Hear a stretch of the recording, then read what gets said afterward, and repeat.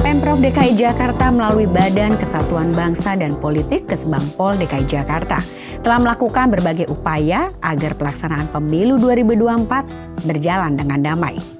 Kepala Kesbangpol DKI Jakarta Taufan Bakri mengungkapkan tingkat partisipasi masyarakat Jakarta pada saat pemilu 2019 yang lalu hanya sekitar 77% saja. Di sisi lain, Kesbangpol memiliki tugas untuk menekan angka golput saat pemilu 2024.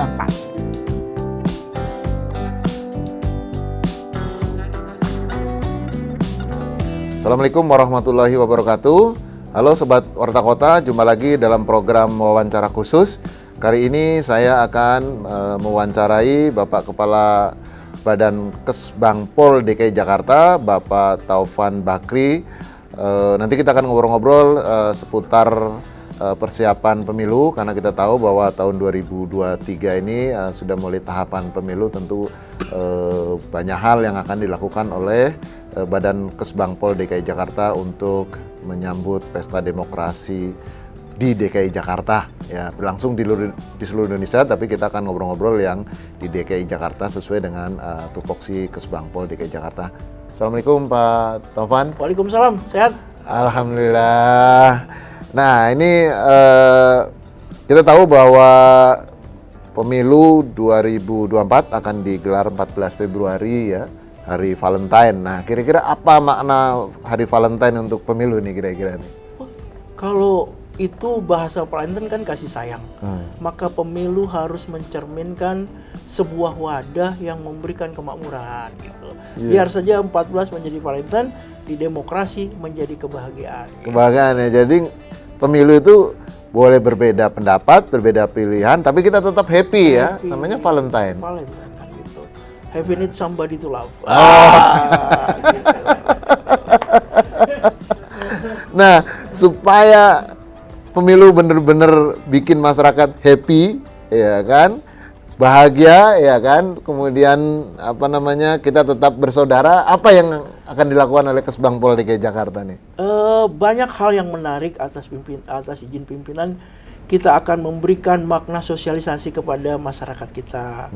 Waktu 2022 kita sudah melakukan sensus ya, secara kecil-kecilan, bahwa ada sekitar 90.000 adik-adik kita yang umur 15 tahun di tahun 2022 itu di 2024 bulan Februari itu sudah berusia 17 tahun, punya hak. Maka kita turun ke sekolah-sekolah untuk menggembirakan mereka, mengumumkan bahwa anak-anakku sekalian, nanti ada pemilu. Karena pemilu itu adalah alat legalisasi bagi sebuah proses kehidupan ekonomi, politik, sosial, budaya untuk menunjang masa depan Anda. Nah, ini harus disambut gembira, Pak, oleh seluruh komponen, terutama generasi muda kita, bahwa pemilu membawa harapan baru bagi masa depan mereka. Tagline-nya harus gitu. Ya, pemilu membawa harapan baru, ini bukan PHP ya, membawa harapan palsu nih. Palsu itu harapan hanya baru dikasih oleh Valentine yang kekasihnya kurang nyaman. Nah, dari 90.000 pemilih pemula lah ya, pemilih awal ini, yang hasil survei itu apakah sudah tergambar apakah mereka punya pengetahuan yang cukup dan akan menjadi pemilih atau akan datang ke TPS untuk memilih, atau masih perlu literasi lagi lah, sosialisasi ini Pak Kaban? Betul. Yang paling pasti di antara 90.000 itu 10% bisa kita anggap mereka membaca literasi. Kenapa bisa kita katakan demikian? Karena KPU kita ajak, Bawaslu kita ajak. Adik-adikku sekalian, apakah Anda tahu yang namanya lembaga KPU? Nah, dari 500 auden itu yang menunjuk tidak terlalu banyak. Jadi mereka terhadap institusi penyelenggara pemilu pun pengetahuannya rendah. Maka Anda tahu nggak Bawaslu yang menunjuk pun sedikit, berarti perlu edukasi, Pak. Perlu edukasi. Itulah harapan kita kepada mereka. Kalau mereka tahu ada institusional namanya KPU dan Bawaslu sebagai IO, tugas penyelenggara kan bapaknya IO. Iya. IO-nya nih bagus, dia bergairah untuk ikut pemilu. Artinya 90% pemilih pemula di DKI Jakarta ini dalam tanda petik ya belum melek politik ya, belum paham, belum tahu penyelenggara pemilu, KPU, Bawaslu dan segala macam. Nah, ini tugas kita bersama tentu kan untuk sosialisasi agar mereka yang 90% itu paham, tahu, dan kemudian nanti yang menjadi pemilih yang aktif ya datang ke TPS, kira-kira begitu ya Pak Kaban? Harus Pak, harus gitu. Maka kepada Dinas Pendidikan, kepada KPU, kepada Bawaslu kita ajak namanya Apel Bhinneka Tunggal Ika. Kita lakukan di Jakarta Barat dengan mengundang seluruh SLA, SLTP, SLA yang swasta maupun negeri kumpul. Kita tanya, Bapak adik-adikku tahun apa KPU gitu. Jakarta Selatan demikian di SMA 3, Jakarta Utara demikian di SMA 13, di Timur juga demikian. Kita lakukan edukasi dengan program Bhinneka Tunggal Ika dalam rangka menyongsong pemilu. Oke, artinya ke depan Kesbangpol akan banyak masuk ke ya tempat-tempat berkumpulnya anak-anak pemilih pemula ini ya, anak-anak generasi Z ini ya, ke sekolah-sekolah maupun ya tempat-tempat mereka berkumpul untuk melakukan sosialisasi, begitu ya Pak Kesbang? Kan dunia mereka bukan hanya dunia fisik, tapi dunia maya juga mereka diterobos.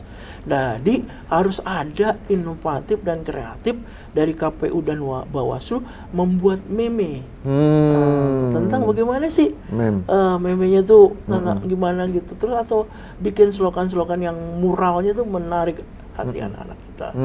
Karena untuk bisa bersentuhan dengan mereka adalah dengan dunia mereka tuh Pak.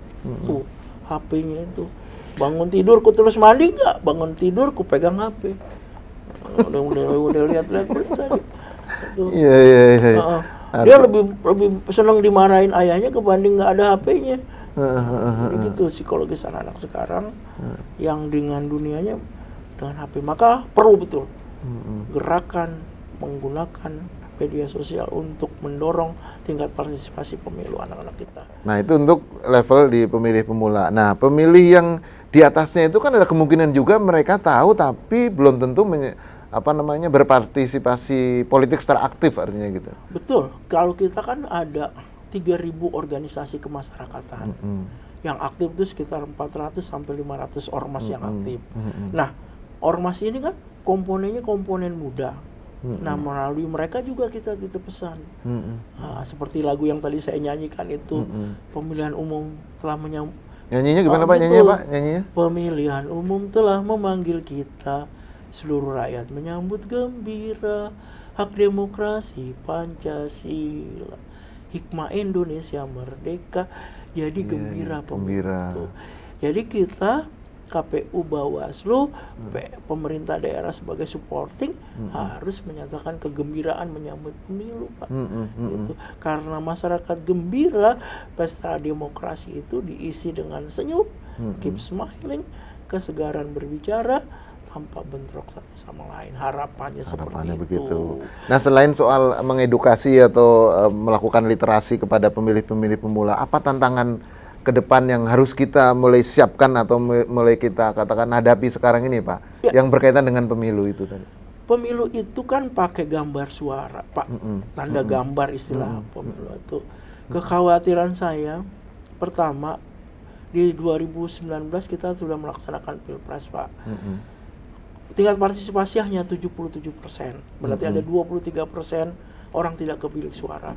Ada 1,5 juta yang tidak bisa pergi ke bilik suara. Nah, itu harus kita edukasi.